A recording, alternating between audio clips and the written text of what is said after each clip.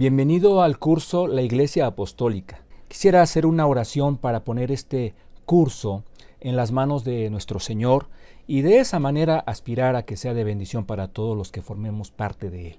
Vamos a hacer esta oración si me lo permite. Señor, cuántas gracias te damos. En el nombre de Jesús es que hacemos esta oración para agradecerte con todo nuestro corazón, que nos permites ver la luz de un nuevo día. Nos permites, Señor, conocerte, amarte, ser tus hijos al haber depositado nuestra fe justamente en Jesucristo, Señor, para la salvación de nuestros pecados. Gracias, Señor, por tu salvación, por la vida que en este momento podemos disfrutar.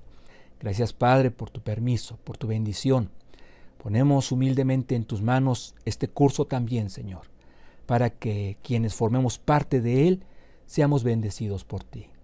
Que haya un crecimiento en nuestra vida, Señor, más allá del aspecto del conocimiento, que lo que en este curso podamos aprender nos motive, Señor, a amar tu obra cada vez más, a velar y a orar por tu iglesia cada vez más, y todo lo que tú, Señor, tengas preparado para nosotros, Señor, se haga una realidad a lo largo de esta enseñanza, de este curso.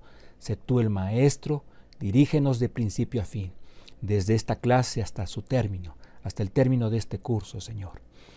Gracias, Padre, en el nombre de Jesús me atrevo, Señor, a pedirte por todos aquellos hermanos y amigos que están padeciendo, Señor, por salud, por motivos de salud, que seas en sus vidas, Señor, que seas en la vida de su familia, de ese hermano, de esa hermana que está pasando por esta prueba de salud, Señor. Tú anímales, tú fortaléceles, Padre bendito. Gracias, Señor, por este tiempo una vez más te damos, en el nombre precioso y todopoderoso de Cristo Jesús. Amén. Voy a presentarme para aquellas personitas que aún no me conocieran o no me conozcan.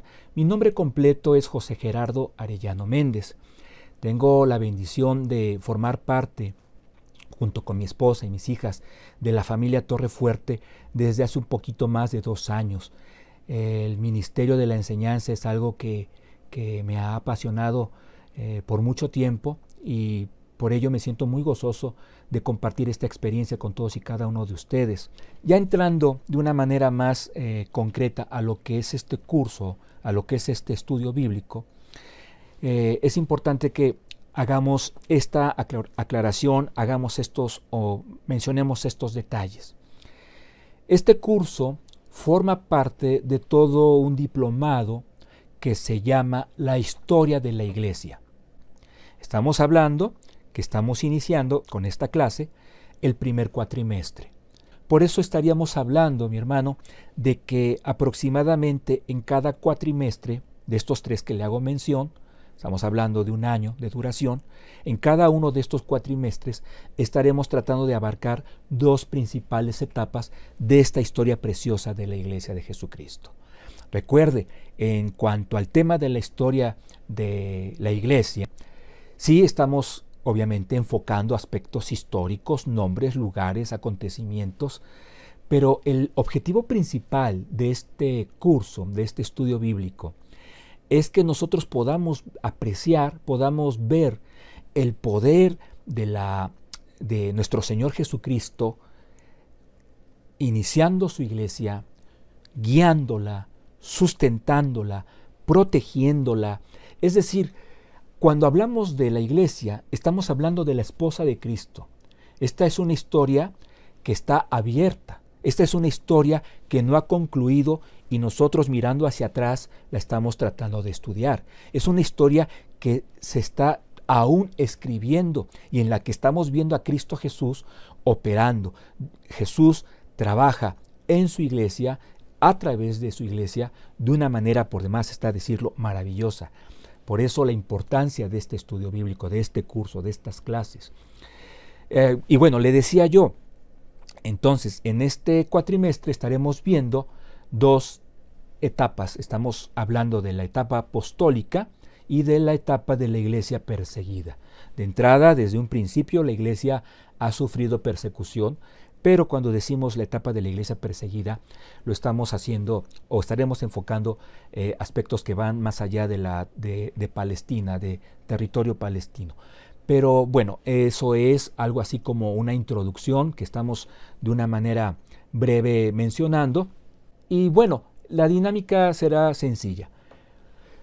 En la pantalla, en su pantalla, usted va a estar viendo las notas en las cuales nos vamos a estar apoyando, nos vamos a estar guiando. Usted las puede ver en su pantalla, como también lo puede hacer, entre comillas, físicamente, si descarga el archivo que ya está ahí en el chat.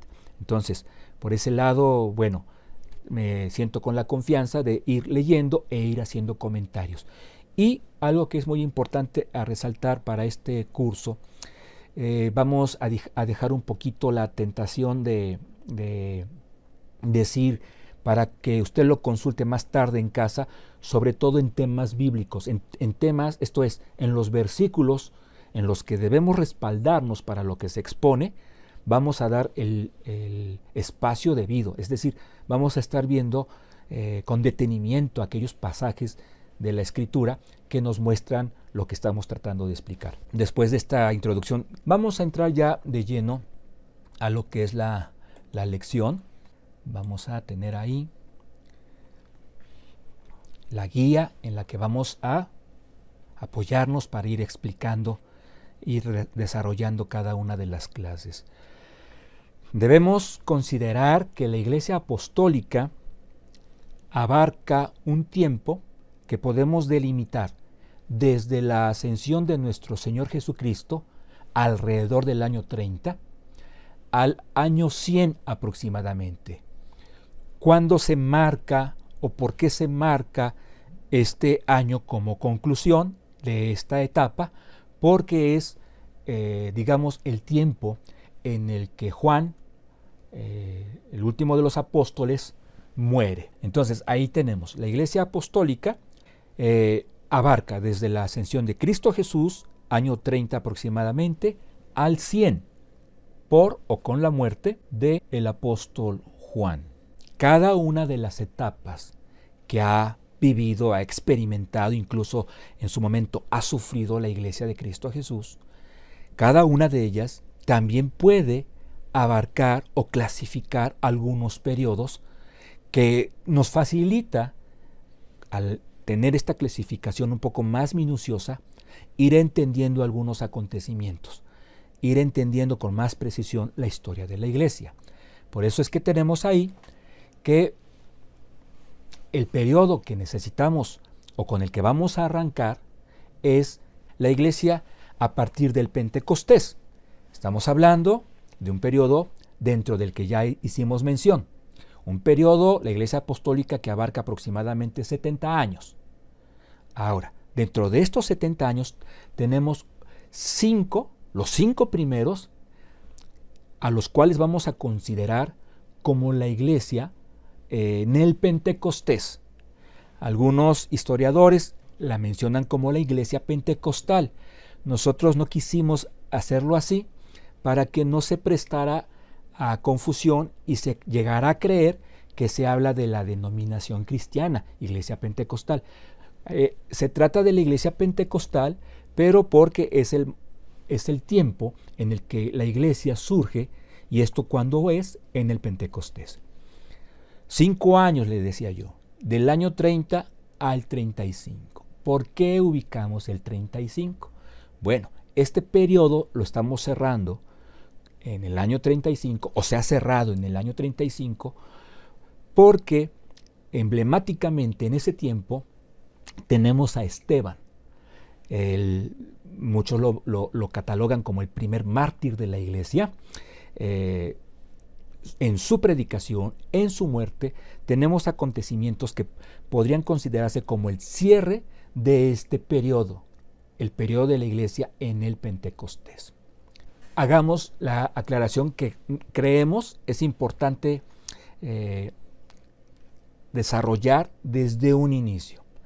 Estamos hablando de la Iglesia, estamos hablando de su historia. Pero si bien es cierto que este no es un curso de eclesiología, Para hablar de la historia de la iglesia necesitamos ubicar la naturaleza de la iglesia. Cuando hablamos de la iglesia, en sí, ¿de qué estamos hablando? ¿Quiénes forman parte de ella? ¿Quiénes la conforman? Si usted consulta, por ejemplo, ¿verdad?, a un sacerdote católico y usted le pregunta a esta persona, oiga, ¿quiénes son la iglesia de Jesucristo? Él le va a dar una explicación de acuerdo al catolicismo romano, le va a dar, como quien dice, su versión de los hechos. Si usted le pregunta a un nombrado testigo de Jehová, a un líder de esta religión, quiénes son la iglesia, le va a dar una explicación, una versión de los hechos, diferente a la del sacerdote católico, por cierto. Y también si le pregunta a un anciano, a un líder de la iglesia mormona, oye, o mejor dicho, oiga, la iglesia de Cristo, ¿quiénes la forman? ¿De quiénes se compone? Le va a dar una explicación distinta a las dos primeras que ya usted escuchó. Entonces, nosotros necesitamos entender de manera clara, precisa y completa la Biblia. ¿A quién declara como miembro del cuerpo de Cristo?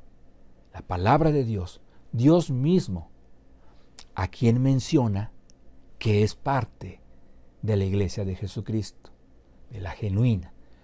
Es la Biblia la que da respuesta a esto. Entonces, nosotros vamos a ir leyendo en nuestras notas, ahí en la pantalla, y tenemos 3 puntos esenciales, no que sean los únicos, y después 2 citas que vamos a consultar. Vamos leyendo y vamos tratando de explicar. La iglesia de Jesucristo está formada por las personas que han reconocido, y tenemos aquí 3 grandes verdades bíblicas. ¿Quiénes forman la iglesia de Jesucristo? Bueno, está formada por personas que han reconocido su naturaleza pecaminosa, la cual les impide vivir conforme al carácter santo de Dios, y por tanto, esta naturaleza pecaminosa les condena a vivir eternamente separados de Dios. Esto es, se requiere reconocer que somos pecadores y que esta condición nos imposibilita el acceso pleno a Dios por la eternidad. Estamos entonces hablando de la contraparte, que es el siguiente punto.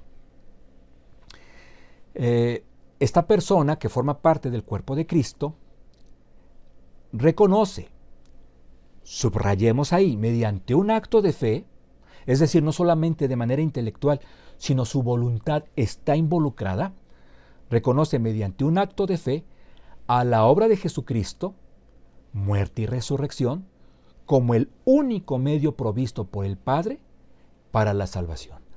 Aquí están quedando de una manera clara y abierta, fuera del plan salvífico de Dios, las buenas obras que usted y yo podamos intentar hacer con miras a merecer, eso no es posible, un día solo, tan solo un día en el cielo. Entonces, para que seamos salvos y por ende miembros del cuerpo de Cristo, miembros de su iglesia, necesitamos reconocer que somos pecadores y que solamente en la muerte y resurrección de Cristo el Padre proveyó el camino para nosotros ser perdonados de toda nuestra maldad. Y un tercer aspecto, el miembro de la iglesia de Jesucristo reconoce o ha reconocido la necesidad de la intervención plena del Espíritu Santo en su vida para poder experimentar un proceso genuino de santificación. O sea, usted ya es salvo si ha declarado en su mente, en su corazón a Jesús como su Señor y Salvador. Usted es salvo, se ha arrepentido ya de sus pecados. Pero la vida que a partir de ese momento usted puede y o quiere experimentar para agradar a Dios, solamente la la puede vivir por la intervención del Espíritu Santo morando en usted. No hay manera de portarnos bien, perdone que lo digamos así, por nuestras propias fuerzas. Ahora vamos a ver tan solo 2 citas que nos hablan de todo esto que hemos mencionado. Vamos a la palabra de Dios. Si usted quiere hacerlo con su Biblia allá en casa, adelante. También, si no tiene una Biblia en la mano, puede usted ver en la pantalla las citas de las que vamos a hacer referencia. Dice la palabra de Dios en Efesios 1:13, en Él, hablando de Cristo Jesús, en Él también vosotros, habiendo oído la palabra de verdad, estamos hablando del Evangelio, de hecho la Biblia lo aclara, el Evangelio de vuestra salvación, regreso al principio, en Él también vosotros, habiendo oído la verdad, la palabra de verdad, el Evangelio de vuestra salvación, y habiendo creído en Él, fuisteis sellados con el Espíritu Santo de la promesa, que es las arras de nuestra herencia hasta la redención de la posesión adquirida para la alabanza o para alabanza de su gloria. Aquí tenemos que detenernos para hacer algunas consideraciones, hacer algunas aclaraciones sumamente importantes, porque estamos tratando de responder a la pregunta, ¿quiénes somos la Iglesia de Jesucristo? ¿Quiénes somos realmente parte del cuerpo de Cristo? La Biblia lo dice, en Él también ustedes. ¿Quiénes son ustedes? Los que oyendo el Evangelio, la palabra de verdad, y creyendo en Él, en el Evangelio, en Cristo, en su salvación, dice la Biblia, fuisteis sellados con el Espíritu Santo de la promesa. Notemos que la Biblia no dice, fuisteis sellados por el Espíritu Santo. O sea, no es que el Espíritu Santo aplicó un sello a usted. ¿Fuimos sellados por el Espíritu Santo? No. Fuimos sellados con el Espíritu Santo. O sea, el sello en sí es la misma presencia de Dios, la misma presencia del Espíritu Santo en su vida. Vea qué cosa tan maravillosa que muchas veces no quedan claras cuando se nos comparte el Evangelio, lo vamos descubriendo, lo vamos entendiendo después, pero ese día, esa tarde, esa mañana, de ese jueves, de ese domingo, no lo sé, que usted reconoció a Cristo como su Señor y Salvador, usted fue sellado. ¿Cómo fue sellado? Al llegar a morar en usted el Espíritu Santo. Fue sellado usted con el Espíritu Santo, no con el Espíritu Santo. Y este sello, ¿qué vigencia tiene? Dice el versículo 14. Es las arras de nuestra herencia. Dice que es las arras. Está hablando del Espíritu Santo, su presencia en usted, en mí. ¿Hasta cuándo? ¿Cuál es la vigencia de esto? Hasta la redención de la posesión adquirida para alabanza de Cristo Jesús, para alabanza de Dios, la alabanza del Padre, la alabanza al Espíritu Santo. Entonces, creímos necesario hacer esta aclaración porque en su momento, y esto dicho con todo respeto, hemos oído, hemos leído quienes dicen que la Iglesia de Jesucristo la conforman todos los creyentes de todos los tiempos. Aquí nosotros estamos viendo que la palabra de Dios es precisa. El Espíritu Santo, antes del Pentecostés, llegaba, intervenía en la vida de los siervos de Dios para tareas específicas de una manera temporal. Llegaba, se retiraba. Es a partir de esto que nosotros estamos leyendo que esta posesión adquirida tiene una vigencia hasta, es decir, la promesa del Espíritu Santo en el creyente ahora tiene una vigencia hasta la redención total de la posesión adquirida para la alabanza de Cristo Jesús. Entonces, tenemos otra cita que complementa esta enseñanza, este mismo concepto. Primera a los Corintios, le decía yo, capítulo 12, versículo 13. Y vea cómo estamos con la palabra de Dios complementando un concepto que debe quedarnos claro y preciso en cuanto a quiénes somos la iglesia. Ahí está la cita en la pantalla. Perfecto. Dice, porque por un solo espíritu, con mayúscula está hablando del Espíritu Santo, fuimos todos bautizados en un cuerpo. Estamos hablando de la iglesia. Sean judíos o griegos, esclavos, libres. A todos se nos dio a beber de un mismo espíritu.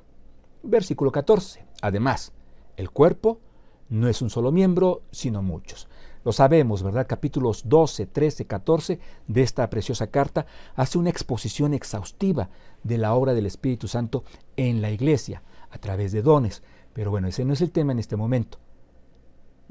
Recapacitemos un poco en el versículo 13.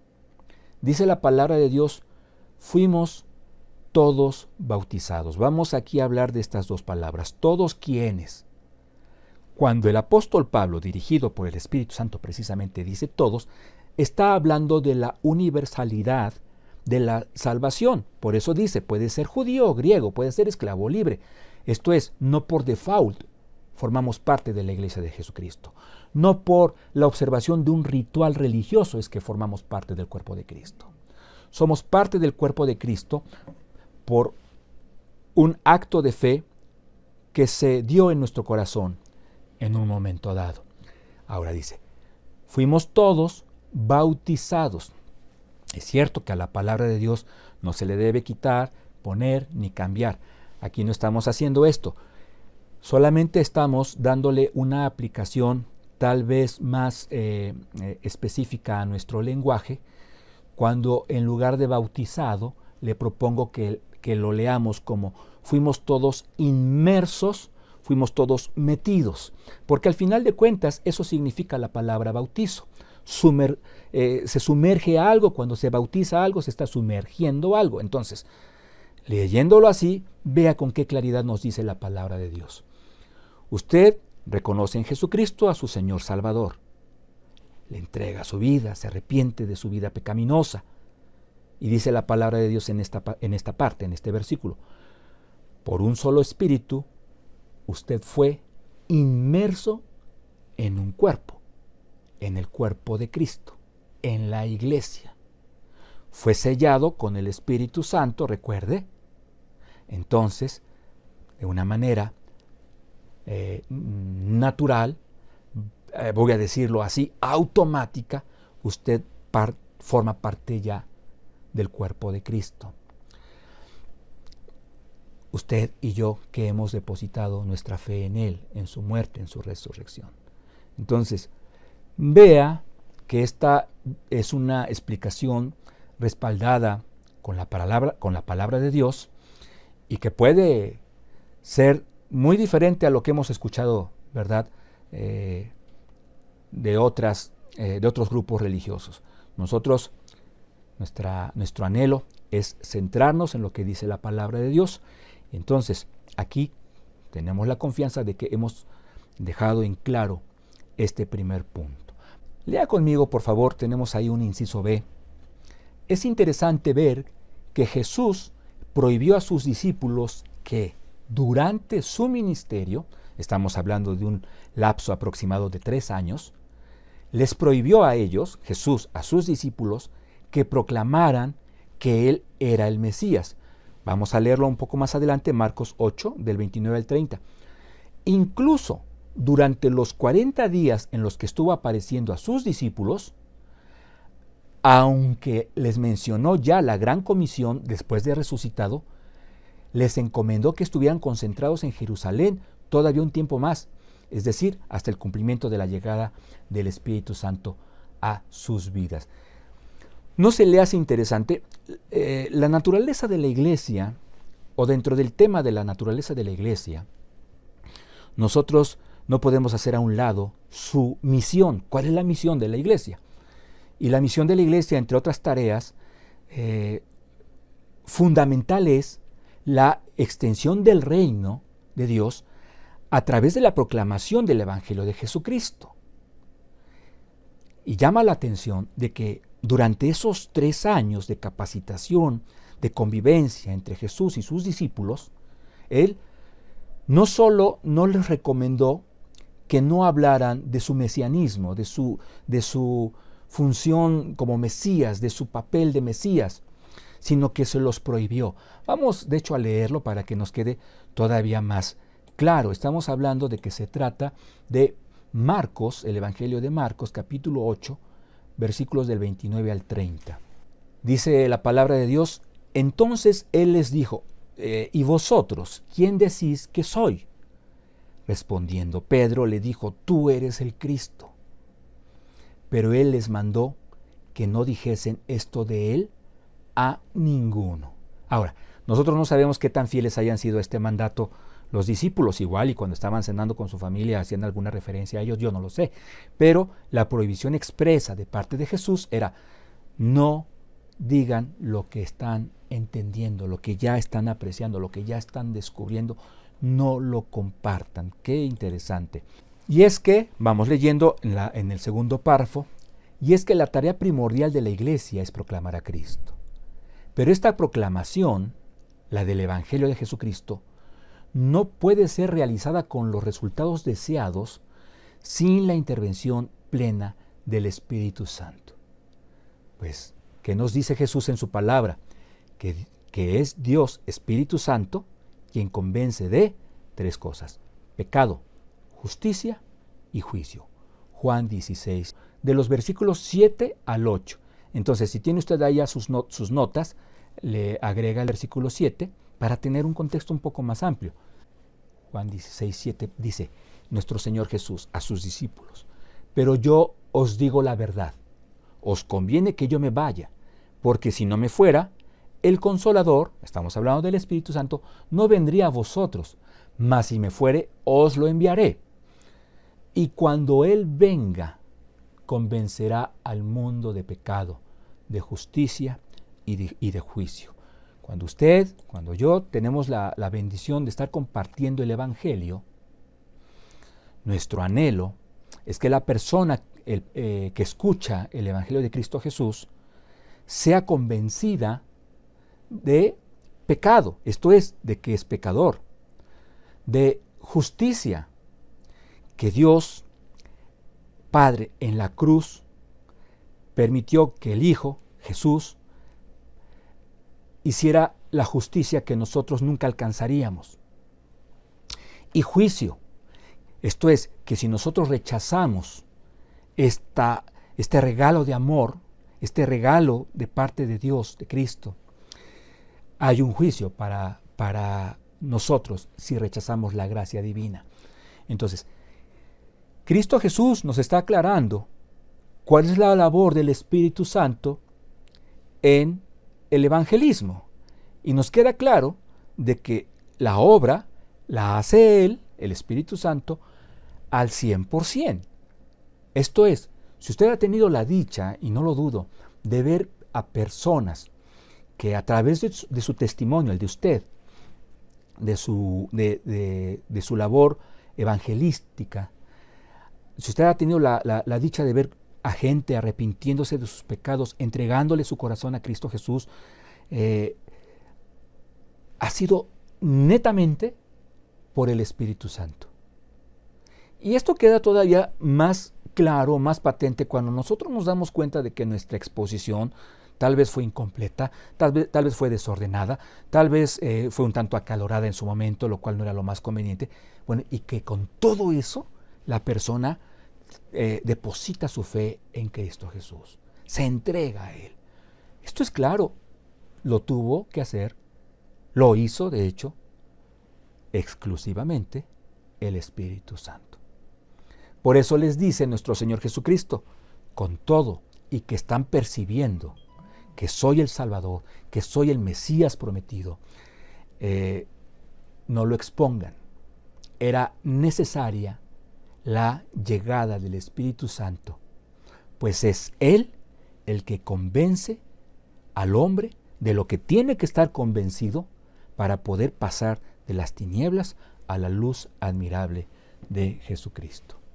Es por eso que el Señor les dice: esperen un momento más, ya les estoy diciendo. Nosotros vemos registradas sus palabras en qué va a consistir su principal tarea: proclamar el Evangelio. id, haced discípulos, bautizándolos en el nombre del Padre, del Hijo y del Espíritu Santo. La tarea estaba siendo ya expresada, promulgada, pero el banderazo de salida era hasta que el Espíritu Santo llegara como sello a la vida de Mateo, de Pedro, de Felipe, de María, de los discípulos que estaban y demás personas concentrados en el aposento en Jerusalén. Todo esto, tal vez usted se pregunte, bueno, ¿qué tiene que ver con la historia de la iglesia? Es el panorama, vamos a decirlo así, teológico, doctrinal. Estamos tratando de clarificar la naturaleza de la iglesia para poder desarrollar con más precisión y velocidad incluso la historia que se empieza a originar a partir del Pentecostés. Seguimos entonces avanzando en nuestras notas. ¿Cuándo ocurre esto? Bueno, ya hemos adelantado, en el Pentecostés, a mediados del año 30 después de Cristo, hemos puesto ahí a finales de junio, a lo mejor estamos hablando de a principios de junio. El caso es que fue concluyendo la primavera de este año. El año 30, subrayamos aproximadamente. Podemos hablar un poco del desfase de 3, 4, tal vez hasta 6 años que hay de la historia real con el calendario. Un personaje, Dionisio, ¿verdad? Estamos hablando de un monje que se dio a la tarea de empezar a fechar la historia humana, haciendo a un lado el calendario romano. Hizo este proceso y hubo por ahí una falla, con todo y que él era un matemático muy prodigioso. Bueno, dicen por ahí que al mejor cazador se le va la liebre. Bueno, pues entonces estamos hablando, en el inciso C, de 50 días a partir de la resurrección, 10 días después de la ascensión. Sí, nuestro Señor Jesucristo resucita y se abre un periodo de 40 días en los que Él está manifestándose a sus discípulos. Pero estamos diciendo 50 días porque después de que Jesucristo asciende, suceden otros 10 días. De ahí que son 50. Estamos hablando, ya estamos ahora sí netamente en tema de historia, estamos hablando de una celebración conocida como la fiesta de las semanas, 7 para ser específicos. El judío tenía, aunque hay quien aún lo observa, pero subrayaremos, tenía la encomienda por parte de Dios, perdón, de varias celebraciones, de varios rituales, pero 3 muy importantes son la Pascua, la fiesta de las semanas, también conocida como la de las primicias, y también la de los tabernáculos. En estas festividades, en estas celebraciones, todo judío, en especial hablando de la diáspora, que ya no estaban en Palestina, tenían que llegar a territorio de Jerusalén para esta celebración. Vamos leyendo y vamos explicando. Ahora, 7 semanas comprenden realmente 49 días, pero hay que sumar el día sábado inmediato posterior a esa celebración, a esos 49, y entonces tenemos el número 50 cerrado. Voy leyendo, vamos comentando. Más un día, que se trata del siguiente día de reposo. Bien, es una fiesta nombrada como la de las primicias de lo cosechado. Originalmente el pueblo judío en la fiesta de las semanas, el Shavuot, por ejemplo, así conocido, el plural de Shavuot, que es semana, originalmente celebraban el acontecimiento tan hermoso en el que Dios le da la ley a Moisés. Posteriormente tomó ya este matiz de celebrar la cosecha, las primicias, los primeros frutos. Bien, dice, tenemos 2 citas que nos dan este contexto. Vamos a leer Deuteronomio 16:16. Dice la palabra de Dios: 3 veces cada año aparecerá todo varón tuyo delante de Jehová tu Dios en el lugar que él escogiere, en la fiesta solemne de los panes sin levadura, hablamos de la Pascua, en la fiesta solemne de las semanas y en la fiesta solemne de los tabernáculos, y ninguno se presentará delante de Jehová con las manos vacías. Tenemos aquí otra cita que es Levítico 23, 15, 16. La fiesta de las semanas, de hecho así lo intitula la editorial en el texto bíblico.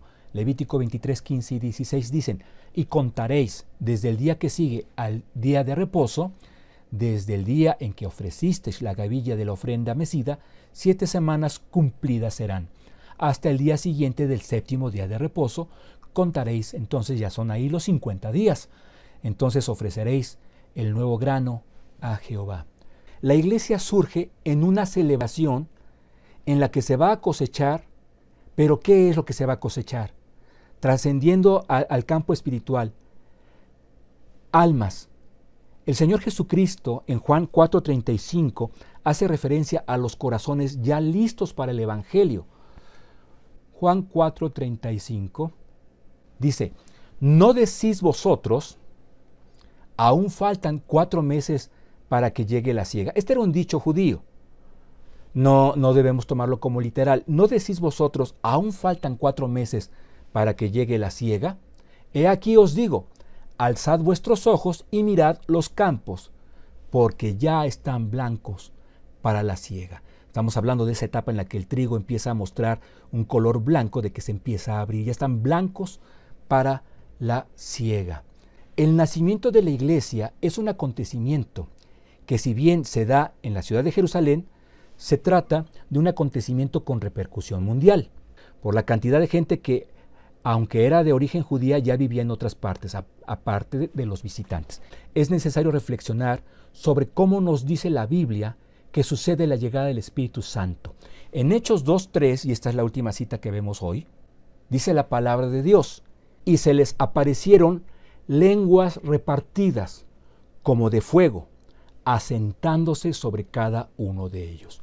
Cumpliéndose los 50 días, que en la festividad de las 7 semanas era un tiempo en el que se celebraría la cosecha, las primicias. Aquí estamos hablando de cuáles primicias.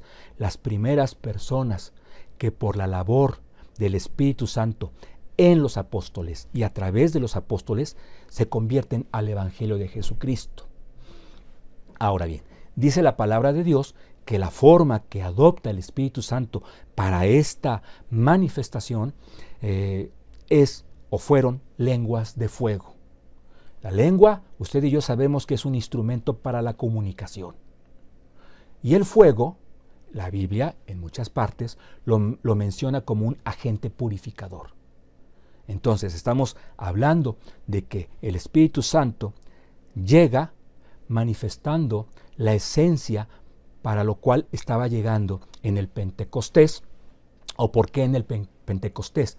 Para que a través de la lengua, con el Evangelio de Jesucristo, se purificara el corazón de aquel hombre que se convirtiera de sus malos caminos, que se convirtiera de sus pecados para abrazar la salvación que es en Cristo Jesús y solo en Él. De esa manera terminamos, hermano, amigo, con esta primera clase, con esta primera lección. Vamos ahora para terminar con este tiempo. Señor, bendito sea tu nombre. Gracias, Padre, por este tiempo que nos has permitido para el inicio de este curso. Gracias, Señor, que siempre seas tú el que nos oriente, nos guíe, para que sea un tiempo de edificación para todos los que formemos parte de él. En el nombre de Jesús te lo agradecemos y te lo pedimos. Amén. Que Dios le bendiga. Hasta pronto.